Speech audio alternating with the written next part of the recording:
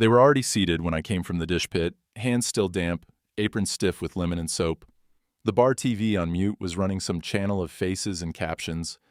The station's ticker flashed a line that stuck to the inside of my head like a sticker on glass. Like and subscribe for more stories that challenge prejudice and celebrate courage. It was one of those lines that sounded like a poster, the kind that means nothing until your life turns into it. 12 top VIP, Mara, said Andre, my manager, tapping the floor with his pen. Keep it tight, keep it quiet. No photos. They already cleared the room charge with a corporate card. Any questions? What kind of VIP? I asked, checking my pockets for my notepad and 2 pens. People got different when they knew exactly how rich someone was. Calder, he said like a prayer or a warning. Their PR sent an email. The grandmother's deaf. Interpreters with them. Don't sign to the wrong person. Don't touch her without asking. PR's words. Not mine. He wiggled his pen again, and I watched his eyes slide over me the way they do when he's calculating which of us can pull off the impossible most quietly. You good? I nodded. I thought of the Saturday mornings at St. Lucy's basement, where Miss Dava taught us ASL basics while the coffee brewed and kids played with plastic blocks by the door. The signs were muscle memory now. Sorry, water, thank you. Not enough to tell a story, but enough to ask the shape of one. The private dining room had been set with 3 carafes of water, 1 of tea. The Calder boy, man, sat at the far end, a suit the color of a shark's flank, and a jaw set like he wanted to be seen setting it. He was the public face I knew, from the news, Daniel Calder, who grinned on magazine covers and said words like reinvest and disrupt into microphones.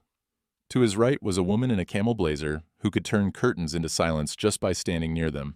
To his left, a man in a black shirt, shoulders like a wall. Midway down the table, her chair facing the window, was the elderly woman with the white hair pulled into a soft bun. Her hands rested on the table, steady, fingers relaxed but ready, the way we keep our palms near cutlery in a rush. The interpreter sat next to her, hands folded in her lap, a badge on a lanyard. The badge had a blue triangle on it I recognized from a registry site. Somewhere, beneath the music and the glasses, I could hear the low hum of the building's air and the city outside. It made a thin, constant thread. I walked to the table with that thread in my chest. Good afternoon, I said. I'm Mara. I kept my voice the way I've learned to keep it, clear, measured, offering choices. I'll be taking care of you today. Water, tea, anything else to start? The interpreter turned to the grandmother and signed. The signing was crisp, the mouth movements clean, but there was a stiffness to it that felt like a metronome. On the record. The grandmother's eyes were sharp, the color of old glass, watching the interpreter more than me. The camel blazer woman, PR, I guessed, spoke before the interpreter finished. She'll have tea. No lemon. The rest of us, just water. She turned to the boy man. Dan? Sure, he said, eyes on his phone. Whatever she wants. I felt the first prickle then, the din inside me that always rises when people say someone else's wants as if they own them. I placed the water glasses with care.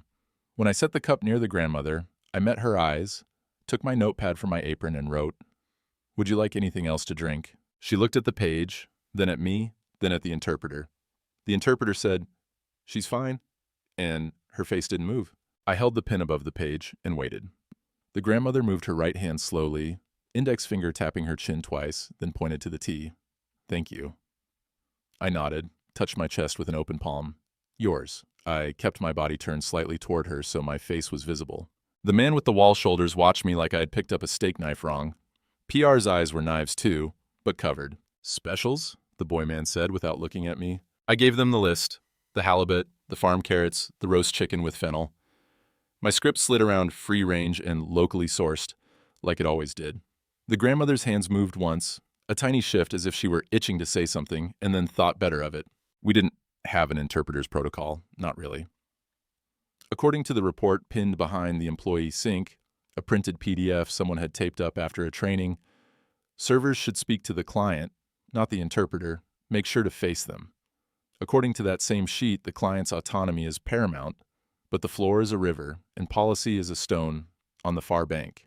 I poured the tea, dropped the apple slices in the cold water pitcher, spooned out the sugar for another table, and let the feeling of wanting to do this right pull me back like gravity. On my third pass, the grandmother tapped the table near her napkin. Tap, tap. I stopped. She set her hand flat on the table and gestured just slightly, 2 fingers toward her as if tugging on a thread between us. I leaned in enough to see without turning my back on the others. She formed the sign for bathroom, thumb between index and middle finger, hand turning slightly, and then pointed toward the hall. I looked to PR, to the wall man. She wants the restroom, I said. PR plastered concern onto her face. We'll take her. The grandmother's eyes flicked to me, then her hands moved quick, consulted, a whisper of motion that said, Can you? I nodded. I've always been better when it was just two people in a space. Of course, Farhad, I said, and reached for the small black pen light we keep for low-light menus. I gestured toward the hallway and kept my movements a beat slower than usual, letting her set the pace. Her cane made a soft click against the varnished floor. The hallway smelled like lemon cleaner and last night's wine. In the bathroom, away from the room's careful choreography, the mirror made us two. I waited by the sink. She washed her hands as if it were the main event, foam curling over her knuckles the way clouds drape mountains in the pictures my cousin posts when she escapes the city. She dried them, then turned to me, eyes on my face as if she were searching for a headline. Her hands moved. You sign?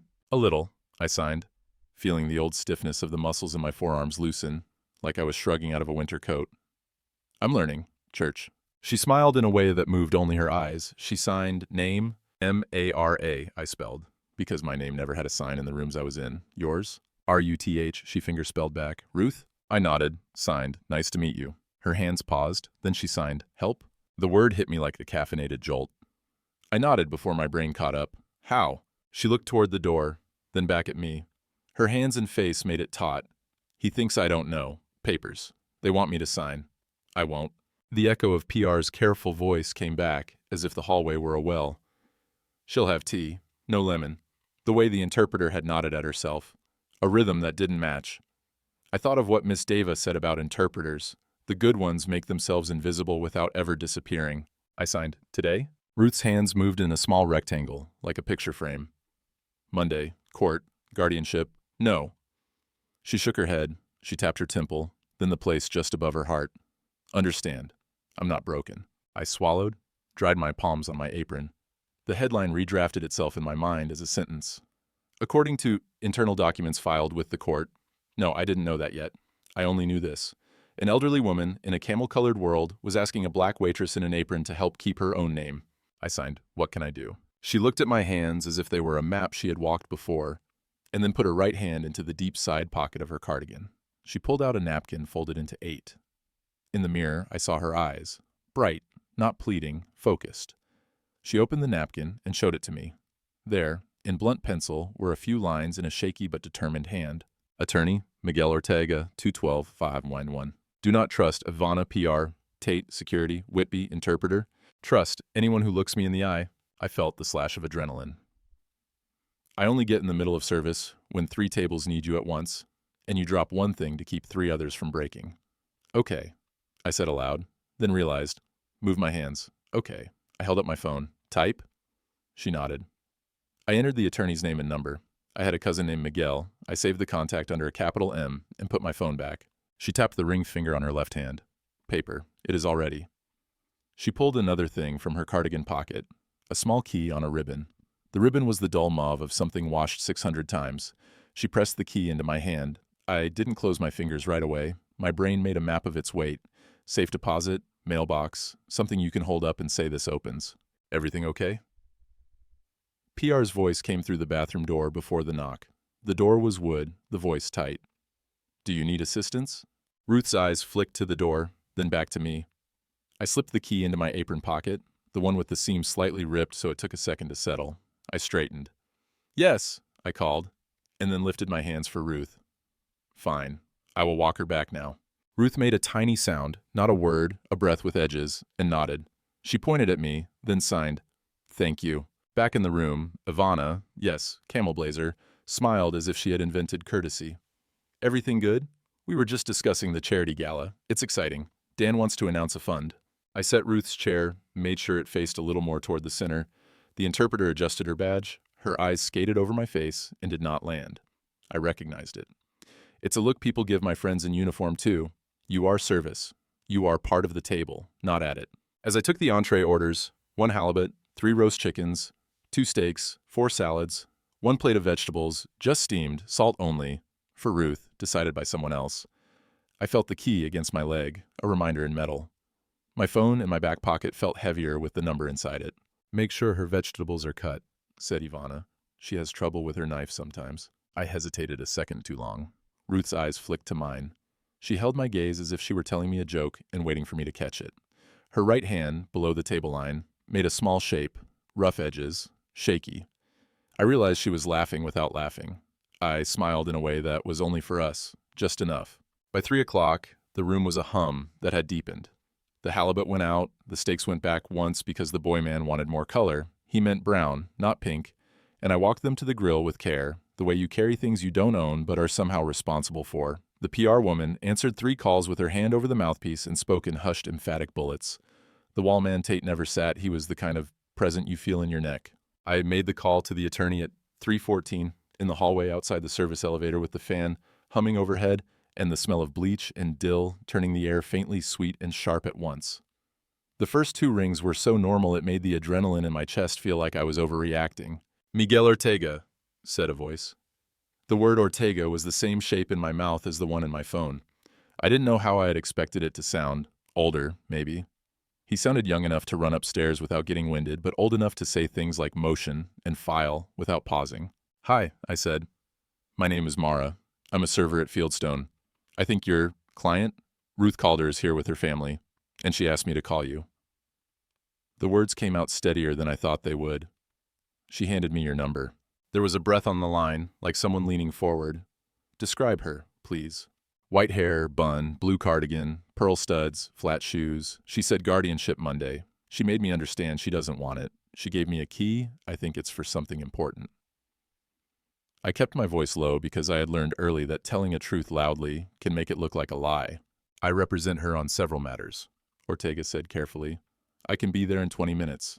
Will she consent to seeing me?" I glanced down the hall toward the private room, where the door was closed like a sentence ending. "She asked for help, yes." "Do not confront anyone," he said. "Do not accuse. Just keep her safe in public. I'm on my way." I hung up. My hand shook once and then didn't, again. The fan hummed. Down the hall, someone laughed the way people laugh, when they've decided they're allowed to. Back in the room, PR was talking about brand alignment. The interpreter's hands moved like she was typing words in the air and deleting half of them before Ruth could see. I stood where I always do when I have to interrupt nicely, within range, visible, patient. "Dessert menus?" I said when the plates had been cleared, and the boy man was considering whether he was the kind of person who eats dessert at 3:30. "Just coffee," he said. "For most of us. Mother?" He looked at Ruth like a weather vane looks at wind, registering something happening, not shaping it. "Tea?" Ruth watched his lips, then looked at me. Her left hand made the sign for no, then flitted like a bird. "Later." I nodded. The attorney arrived at 3:38, according to the receipt the hostess printed to see if any time was left on the room. I saw him at the podium, straightening his tie, speaking to Andre. Andre's face moved through wary to relieved to the expression he makes when he sees a tip where he thought there was none. "You're here for—" Andre began, the sentence shape indicating a question that wanted to be a statement. "I'm counsel for Ms. Calder," Ortega said, sliding a card across the podium. "I'd like to see her now." Andre looked at me. There are moments when management passes responsibility through you like electricity because they don't want the shock themselves. I took the surge and kept my face neutral. "I'll take you," I said. Inside the room, Tate's gaze made the air heavier. Ortega's tie was not expensive, which told me more than if it had been. He stepped inside comfortably, like he belonged in rooms where he wasn't expected. "Ms. Calder," he said and signed her name sign. An R swirled near the temple. "It's Miguel." Ruth's face opened like a shade pulled to let in light. The interpreter stiffened, eyes flicking to PR, then to Ortega. "Who are you?" she said aloud, fingers quiet. "Her attorney," Ortega said, and produced a folder from his bag as if producing documents could bend the room. "I called ahead to your office, Ivana. They said Ms. Calder is always entitled to counsel." He said always as if it were the name of a dog that would come if you called. PR's mouth made a shape like a smile without teeth. "Of course, but we're just having lunch." She made lunch sound like strategy. According to internal emails later obtained by Grafton City News, PR had instructed staff not to allow outside counsel into delicate family moments. I didn't know that yet. I only knew that the grandmother I'd walked to the bathroom with was looking at a man who had looked her in the eye. Ortega set the folder on the table. "Ms. Calder, if you'd prefer to speak privately, we can request the room be cleared." He raised his eyebrows in a question that left the decision exactly where it belonged. Ruth looked down the table, then up. Her hands moved with slow authority. "Stay," she signed toward me. She pointed at Ortega. "Stay." She made a flattening motion at PR and Tate. "Out." PR's mouth opened. "That's not—" "Ms. Calder has requested a private conversation with her attorney," Ortega said. Please respect her wishes. He said please like a scalpel, clean, thin, precise. Tate looked at Dan, who looked at PR, who looked at the interpreter. The interpreter's hands fluttered and settled. Dan threw his hands up as if he were above caring. Fine, 5 minutes. They filed out, Tate last, his shoulder lingering in the doorway as if he might hold it open wide enough for Doubt to walk through, and then decided not to. It felt like we had stepped into a different weather. The room was the same size and shape. The light fell the same way. But there is a temperature you only feel when people are telling the truth. And it dropped 3 degrees. Ms. Calder, Ortega said, and then stayed silent. Ruth lifted her hands. Tell him. She nodded toward me. I explained with the signs I had, and with words mouthed big and slow when I needed them.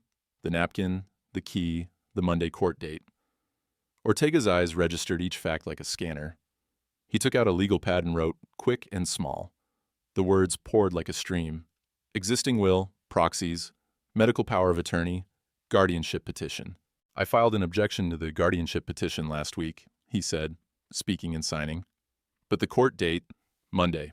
They moved it up. They claimed urgency due to declining cognitive function. His lips flattened into a line. Based on internal documents, they submitted statements that you're not capable of understanding decisions. He looked at her. We need to demonstrate that you are. Ruth sat up. In the restaurant chairs, people collapse. They spill. She did not. I understand, she signed.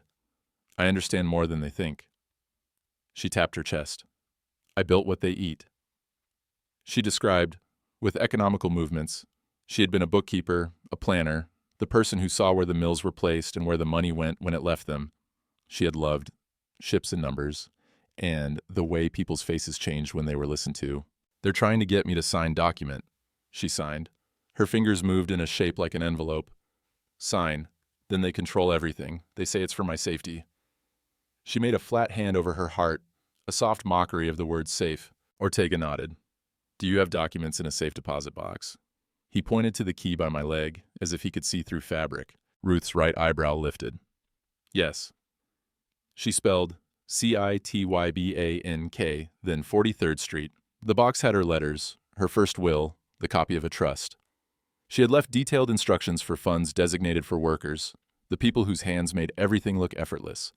A scholarship fund for service workers to study, to learn whatever they wanted, including sign language. A donation to a local deaf senior advocacy group for emergency interpreters. My grandson says philanthropy is best done with cameras, she signed. I like to do it with paper and pens. Can we get to the box before Monday? Ortega asked. Do you have a co-signer? She shook her head. Just me, but I can go. She straightened, then her face faltered a fraction. They watch me. Ortega tapped his pen. Then we request a meeting tomorrow at your residence with a court-appointed evaluator. We ensure an interpreter of your choosing is present. I'll file an emergency motion this afternoon. The court's intake says they're open until 5. He looked at me, then back at her. Do you want Ms. Mara present? Ruth looked at me in a way that made my throat tight. Yes, she signed. If she wants. It would mean stepping into something without a map. It would mean putting my hands and name where people with money could see them. My mother's voice was in the back of my head, telling me to be careful, to be safe in ways we understand in our bones. Yes, I said, and signed the same. Yes. The doorknob turned. PR slid in first, plastering neutral on her face. We really should wrap this, she said. We have another appointment. Ruth's hands lifted as if she were picking up a weight and setting it down again. Enough. She pointed to the teapot. Empty. She smiled at me. More. I'll get that, I said, because that was one of the roles that no one could question me performing. I left, the door closing behind me with the smallest click of wood on metal. In the hallway, I leaned against the wall and let the air push into my lungs like I actually needed it to think. In the kitchen, the chatter lifted and dimmed with the swing of the door. You okay? Said Jamal on the expo line, his eyes cutting toward me between heat lamps. He could read a shift in 30 seconds flat, no matter how I wore it. Family drama, I said, because that's the phrase people accept inside restaurants as a blanket that covers a multitude.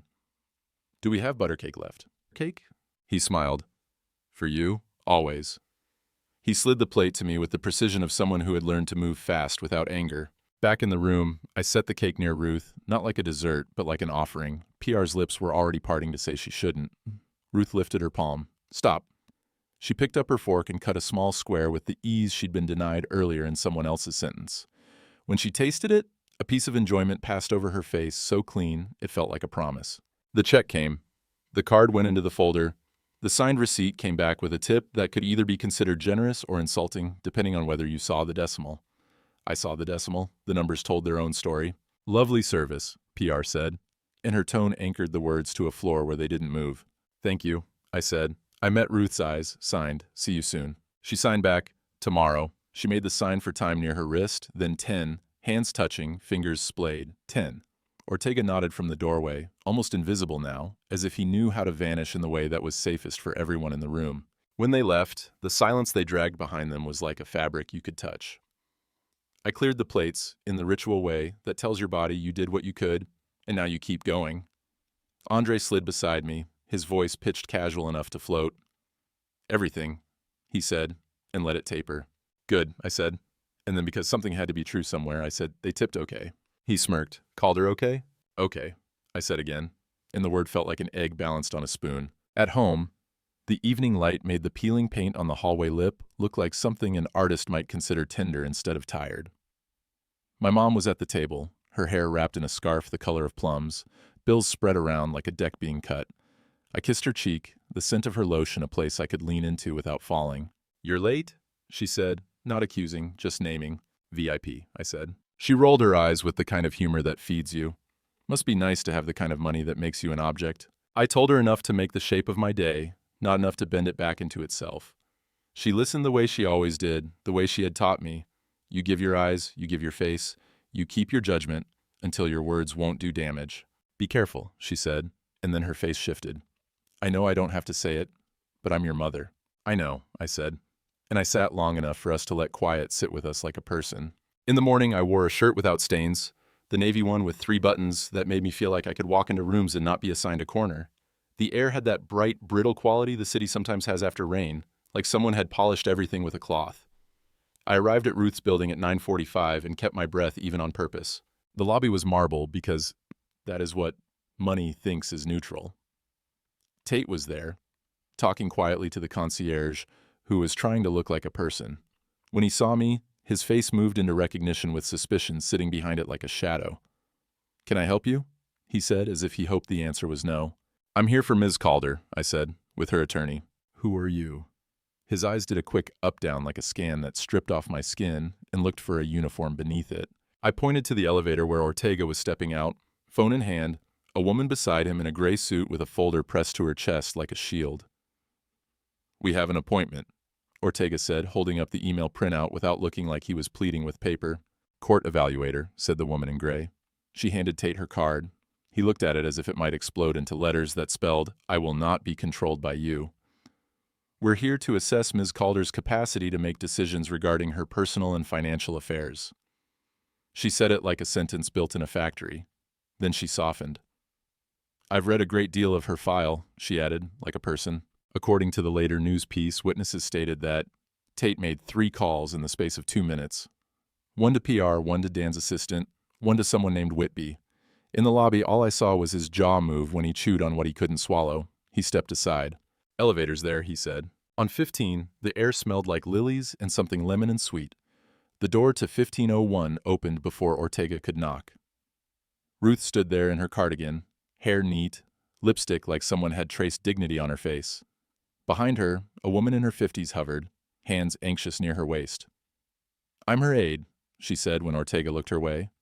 "Janine. I've been with her 9 years." She looked at me, and in her eyes I saw the way women who work in private spaces see each other. Relief, that's the word. A little bit of relief slid across her face, like light. Inside, the apartment had the kind of furniture that looks like a museum exhibit of how to be comfortable publicly. But the small things were hers. A wooden box with a chip in the corner, a framed photo of a ship I recognized from old calendars, a row of books with cracked spines. There was a series of yellow legal pads stacked on a side table, a pen on top, a leaf pressed between pages like a bookmark. The evaluator introduced herself as Ms. Patel. She had the kind of eyes that made me want to tell the truth, even about things I'd left on the floor of my own rooms. "Ms. Calder," she said, signing slowly, carefully, checking the interpreter she had brought herself, a man in his 30s, with an easy face, who nodded as if he would wait for hours if she needed him to. "I'm here to speak with you about your decisions." She smiled at me briefly. And with those you've chosen to have present. They sat in the sunlit living room. Janine brought water without being asked. Ortega sat near the corner of the couch, a legal pad on his knee. I sat in a chair by the window where I could see Ruth's face without making her turn. Tate stood near the door like he was holding up a wall. Patel asked good questions. Do you know the date? Who is the president? Are you able to describe the responsibilities of those who manage your finances? Do you understand the implications of signing a guardianship document? The interpreter signed. Ruth replied. Her hands were steady, even when anger pulsed like a bird under her skin when she answered about the documents. I understand this, Ruth signed. I understand what my grandson wants. He says it's about safety. It's about control. He talks about cameras and optics. I talk about people. She told Ms. Patel about the trust she had established years ago with her late husband for employees of the company's mills, and with language specifically for those in service positions, janitors, cafeteria workers, desk staff, the ones people think with their eyes and forget with their pens. She described, in detail, the way the money was to be dispersed. She listed 3 nonprofits she had supported since before Dan was born. He calls it old-fashioned. She signed. I call it right. Patel nodded, taking notes. Have you been pressured to sign documents you don't agree with? She asked. Yes, Ruth signed. Documents I haven't read, letters with blanks, papers that say I am failing. She paused, then set her right palm on her chest. I am old. I can't hear like I used to. I forget my keys. I do not fail. Patel's eyes shone just a little and then did not. Do you feel safe? Ruth looked at Tate, then back at Patel. She made the sign for safe, then shook her head and then nodded, like she was adjusting the picture frame until it hung straight. Now, she signed. With them, she lifted her hand toward us, including me in a way that made my throat hurt. Yes. Patel closed her folder. I will write my report today, she said. This will go to the judge. There will be an emergency hearing this afternoon. I'll recommend that any decisions regarding Ms. Calder require her explicit consent with an independent advocate. She looked at Ruth. And that any interpreter used must be from an independent registry, not hired by family or corporate entities. She glanced at me. Would you be willing to speak to the court about what you witnessed yesterday? The interaction style, the control of information. I looked at Ruth. It had to be this way. Yes, I said, I'll tell what I saw. According to my later sworn statement, I said, I saw an interpreter who did not relay information completely. I saw a PR professional speaking for Ms. Calder without waiting for her to speak. I saw a security aide physically position Ms. Calder's chair to limit sightlines. These are not opinions, they are observations. Tate shifted. We're all on the same team here, he said. And he should have let the sentence end there, but he didn't. No need to bring outsiders in. Ruth's hands moved in a way that made the room feel like a stage in a courtroom at once. They listen, she signed, pointing at me and Ortega and Patel. You do not. She pointed at Tate, and though his name hadn't left her hands, the shape of it hung in the room like a sound. The hearing was at 2, the courtroom was wood, the chairs polished by 1,000 worried bodies. I'd never been in one except for jury duty, where we sat in a separate room reading old magazines. Dan sat with PR at his side, a new suit, a tie with some sheen. A man I hadn't seen before sat at the table with them, thick glasses, a briefcase. Whitby, I thought, a name I'd only seen on the napkin. He was their lawyer. It's always someone. Our side was smaller. Ortega, a man from the senior advocacy group with gray hair and a red pen in his pocket. Patel, the interpreter from the morning, and me. Ruth sat at the table, shoulders back. Janine sat behind us, hands folded like a prayer you don't say out loud. The judge was a woman with hair the color of steel you could see yourself in. She called the case, and the lawyers said the words they were paid to say. Whitby spoke about care and safety and the need for prompt relief. Ortega spoke about autonomy and consent and the difference between assistance and control. Patel delivered her report with the calm precision of someone who had decided to be useful rather than dramatic. When it was my turn, my heart beat like the time I had run down 3 blocks in the rain to catch a bus that would not wait. I stepped to the witness chair, and the clerk held out the Bible. I said the words without thinking about where I learned them. Then I sat and looked at Ruth, and she looked back, and that was enough. Ms. Johnson, Ortega said, can you tell the court what you witnessed yesterday at Fieldstone? I kept my eyes on the judge and the ceiling in alternation, the way I do when I'm trying to keep a tray steady. I was assigned to Ms. Calder's table, I said. There was an interpreter present.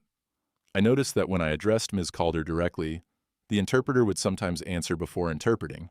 I noticed that her chair was angled so that she had to turn significantly to see me. I noticed that when she attempted to communicate with me, asking to go to the restroom, the PR representative moved to intercept. In the restroom, Ms. Calder signed that she did not want to sign documents her family wanted her to sign. She provided me with contact information for her attorney. I paused, swallowed. Based on internal training documents at my restaurant and common best practices, we are instructed to speak to the deaf client directly, provide clear sightlines, and respect their agency. Those practices were not followed by her family. Whippy tried to make me into a story that would break under pressure. "Ms. Johnson," he said, and he said my last name like I would trip on it. "You are not a qualified interpreter, correct?" "Correct," I said. "I have basic ASL skills. I communicate with deaf members of my church." "Then how can you be sure you understood, Ms. Calder?" "Because we were not discussing complex legal doctrine," I said. "We were discussing tea, the restroom, and whether she wanted help, and I saw her face." I let that sit. She also wrote an attorney's name and number on a napkin and gave it to me. According to the report filed after the hearing, the judge looked at me then like I was telling her something she already knew but had to be put on the record, that we see each other as we choose to. Ruth testified in a way that redefined that room. With the independent interpreter, with Ortega prompting only when needed, she told the court what she wanted and what she refused. She described the trust. She named the nonprofits. She talked about ships and numbers and people. At one point, she signed simply, "I am here." And the interpreter said, "I am here." And even the people who wanted to be somewhere else had to be in that sentence. The judge ruled at 3:12. She denied the emergency guardianship. She appointed a temporary advocate from the senior group to be on call if disputes arose. She mandated that any interpreter used with Ms. Calder be registered independently. She ordered that all documents presented to Ms. Calder be submitted to the court for review in the next 2 weeks.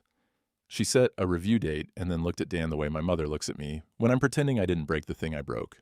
"Mr. Calder," she said, "your grandmother is entitled to make her own decisions. That includes decisions you may not agree with. This court will not remove her autonomy because it is inconvenient to your timeline." Dan nodded the way you nod when a camera is on. PR's face was a document you could read. Recalibration. Outside, the afternoon had softened. Cameras appeared because they smell this kind of story. According to witnesses, PR tried to funnel Ruth into a car without letting anyone see her face. Ortega raised a hand, gentle, and instead, Ruth stood near the steps. She looked at the clutter of microphones and saw only the people holding them. She lifted her hands. The interpreter signed to the cameras. "Thank you," Ruth said. "I will decide." She looked at me and then at the crowd. "We must listen to those we assume cannot speak." She paused, then reached for my hand without warning and squeezed it once, small and fierce. "And we must speak when we are paid to be quiet." I went back to work because that is what happens. The dishes still stacked like buildings. The tables still needed wiping. But word gets around in a city the way a song sometimes catches and everybody hums without meaning to. 2 days later, a woman in a pantsuit came to the restaurant and asked to speak with me. She handed me a card with the embossed symbol of the Calder Foundation and said, "Ms. Johnson, Ms. Calder would like to see you." There was an address on Park, a time. At the foundation, the conference room had a view of a slice of the river. Money likes to see itself reflect. But there was also a vase of simple daisies on the table, which told me whose meeting this actually was. Ruth was seated at the head of the table, eyes bright. Dan was not there. PR was not there. Ortega was. Janine smiled from her chair like this was something she had wanted for a long time. "Thank you," Ruth signed to me again, as soon as I sat, "for treating my hands like they said something." She tapped the table twice and out came the folders. She had had me listed in a paper I did not know existed. A fund, small in foundation terms but enormous in mine, was being established to pay for ASL courses for service workers in our city, restaurant staff, bus drivers, hospital aides. People who don't get interpreters sent to them, Ruth signed, mouth forming the words like a gift. They come to us, we meet them. I felt the world tilt a degree. Ortega slid the paperwork to me so I could see. "She would like you to help coordinate," he said. "You will be compensated." He let the sentence be simple. "Why me?" I asked, voice small because it felt too big. Ruth lifted her hand, finger tapping her chin twice, then gestured toward me. "Thank you." Then she signed. "Because you looked at me like I was in the room." I thought of the line on the bar TV, the one about like and subscribe, how bland and easy it had looked. How it had lodged itself anyway. "Okay," I said softly. "Yes, I signed the same, yes. The story did what stories like this do. It was told and retold, it was shaped and carved, it became cleaner where it had been messy. According to local news reports, a waitress's quick thinking helped stop a corporate grab. According to social media, a billionaire heir had been exposed. According to the press release that landed in my email, thanks to a server who had a cousin at the paper, the Calder Foundation was thrilled to announce a partnership with local service community leaders to expand accessibility. Somewhere in there, the part where a woman wrote a name on a napkin and an attorney ran through a lobby almost disappeared. The restaurant changed too. Andre called a staff meeting not to tell us what we couldn't do, but to ask what we needed to do better. Jamal raised his hand and said we needed a list of independent interpreters. Tasha said we needed to practice signs for menu items. I said we needed to move chairs without being scared of who would be mad. 2 weeks later, a laminated sheet appeared by the server station. Deaf-friendly service guidelines, real ones. The owners agreed to pay for ASL classes for volunteers. 4 of us signed up on the spot. The first class, the instructor asked us why we were there. We looked at each other like a chorus that hadn't decided on harmony yet. To see, I said, and my hand said it too. I saw Dan twice in the months that followed. Once, at the back of a charity gala, eyes on his phone still. Once, on a TV screen over the bar, speaking about the future. He had adjusted his story like a tie. He credited his grandmother for inspiring him to think more. The cameras liked it. The angle worked. I saw Ruth once a week. Sometimes we talked about nothing the way friends do when the world has been big enough and they need to let it shrink. Sometimes she told me about ships, long gone, that she could still feel under her feet when she closed her eyes. People think speed is power, she signed one afternoon, late light warming the side of her face. But the right speed is the power, she smiled. It takes time to turn a ship without spilling the cargo. She gave me back the key one day, pressing it into my palm with a small nod. Keep it, she signed. For the library, I frowned. She laughed, a sound like paper when you fold it carefully. Library, my papers, my words, they are ours now. The foundation launched the Service ASL program with a small event because that was the style. No red carpet, just chairs in a community center and coffee that had been kept hot. A bus driver spoke about the time she'd had a deaf passenger sign that he wanted the bus to stop somewhere not on the route and how she had understood because she had learned how to ask where. A housekeeper at a hotel described the joy on a guest's face when she signed, "Do you need anything else?" There are victories so small they feel like finding a coin in the street, only to realize it opens something bigger. I spoke last because I thought it best to give the sound to others first. I am a server, I said, and signed it too. That means I bring things and take things away. It means I see. I looked over at Ruth. It means I'm here for when people are hungry. And I've learned that listening is service too. According to the reports you'll read later about today, philanthropists did this, people with money did it, but that is never the whole story. The whole story is a woman who insisted on being heard and people who decided to listen. The crowd applauded softly the way city people do when they are being careful not to break something. Ruth reached for my hand again. Her fingers were cooler than mine, but not cold. Sometimes, at the end of a long shift, when the restaurant has emptied and the servers load the glasses onto racks that slide like drawers, Andre turns the TV up just enough to let a show spill into the silence. The ticker scrolls past again. The ads run with their perfect faces. The line plays somewhere in there with a smirk and shine. Like and subscribe for more stories that challenge prejudice and celebrate courage. It used to feel like a skin I didn't fit. Now it feels like a reminder to keep telling the small parts, the ones you can hold in your hand. People said I was brave, that I risked something, maybe. Mostly I was tired of watching people decide behind glass. Mostly, I wanted to do my job right.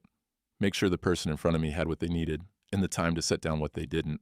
On a Tuesday, months later, a deaf man came into the restaurant alone. He stood by the host stand looking around with that careful quiet I recognize. I walked up, touched my chest. "Welcome. Table for one?" He smiled with his eyes, signed back. Yes. He took a seat by the window. I gave him a menu with pictures we'd added because someone suggested it, and we listened. I signed the specials. He ordered the halibut. When I set the plate in front of him, he lifted his hands and signed something I only halfway understood and then spelled S-H-I-P. I smiled. Boat. He nodded. Yes. He pantomimed the steady rise and fall with his palm, and I realized he was telling me about a ferry. We were 2 people with 2 lunches inside a city with too many stories, and we made a little harbor between us where language didn't make walls, it made bridges. After my shift, I stopped by the foundation to drop off a stack of feedback forms from the ASL classes. What worked, what didn't, what needed changing. Ruth was dozing with a blanket over her knees, sunlight and a slice across the rug. Janine put a finger to her lips, smiling. I set the forms on the table and looked at Ruth like you look at someone who has turned a ship in a small channel without making you seasick. People will call this a miracle because they like to put the hard work of listening in a category that absolves them of doing it. It wasn't. It was the speed of a hand moving from a plate to a pen. It was the shape of the word no held up in a room where yes is easier. It was the way someone who has been counted out still counts herself in. I thought then of a sentence that had been growing inside me, the way plants do in rooms without windows, because people think they can't. We make each other visible by the way we look and by the way we stay. We do not rescue, we recognize. When Ruth woke, she looked at me and smiled and signed something I hadn't learned yet. I felt it anyway. Courage, but quiet. Courage like setting a cup of tea just so, because that is how you tell a person you see them. Courage like the moment in a bright bathroom where a key passes from one hand to another and a whole story moves with it. See you next week, I said as I left, and signed it. She signed back. See you. She looked at me the way my mother does when she's decided you're going to be okay, even if the road is made of things you cannot name. Outside, the city did what it always does, kept going. People carried groceries and briefcases and children in grief. I walked back to the restaurant because that is also what we do. We go back, we come again, we bring the plates, and we take them away. We leave the table better than we found it. If I could give the story an ending a judge would approve, I would say autonomy affirmed, access expanded, harm mitigated. If I could give it an ending my mother would approve, I would say we did what we could when we could with who we had. If I could give it an ending Ruth would approve, I would simply sign, we listened, and then we did. And if I must leave you with one sentence, let it be the sentence the world wanted to sell me at the beginning, and I now hand back to you, wrapped in use. Like and subscribe for more stories that challenge prejudice and celebrate courage. Not because algorithms need feeding, but because stories like this are how we remind ourselves of what to do when someone looks us in the eye and asks for help.